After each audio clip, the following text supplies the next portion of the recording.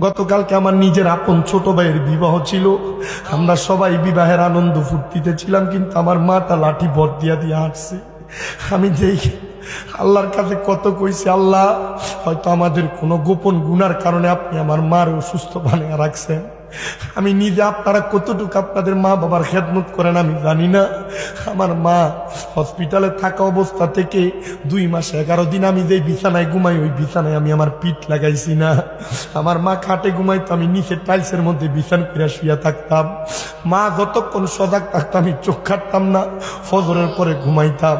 আমি আমার এই হাতগুলা দিয়ে, আমার শরম লাগবে না, ইজ্জত যাবে না, আমি আমার হাতগুলা দিয়ে আমার মার প্রস্রাব পায়খানা পরিষ্কার করছি।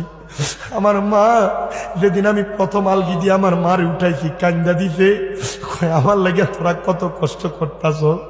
আমি ডাক্তারের কাছে যাইয়া এই পর্যন্ত প্রায় 8.5 লাখ টাকার উপরে আমার খরচ।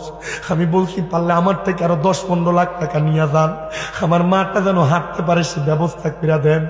আমার ডাক্তার জবাব দিছে, শামীম সাহেব টাকা দিয়ে যদি সব হইতো আপনার মা প্রথম দিনে হাঁটতে পারতো। আমি বলছি আল্লাহ, আমার মা যদি হাঁটতে পারে, আমি টাকাটা দিয়ে আমার মারে আর আব্বারে লইয়া মক্কা মদিনা যামু। জানেননি, প্রতি রাইতে 1000 টাকা ইনকাম করলেও আমি ঘরে গেলে আমার কাছে শান্তি লাগে না। আমার মা আগে ঘরের দরজাটাতে বাড়ি দিতে, আমার মার ঘরের দরজাটা ঘর থেকে নিজেই কইতো, স্বামী নাই সুসনি। এখন ঘরের দরজার সামনে দেয়া দাঁড়াইয়া থাকি আমার দরজা খোলার জন্য। আমার আম্মা জান আমার আব্বারে ছোট ভাই ডাক দিয়ে তুইলা পাঠা।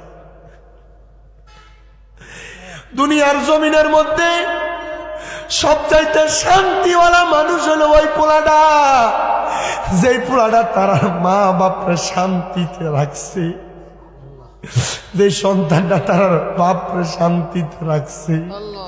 আমি জানি না আজকে তন্তরের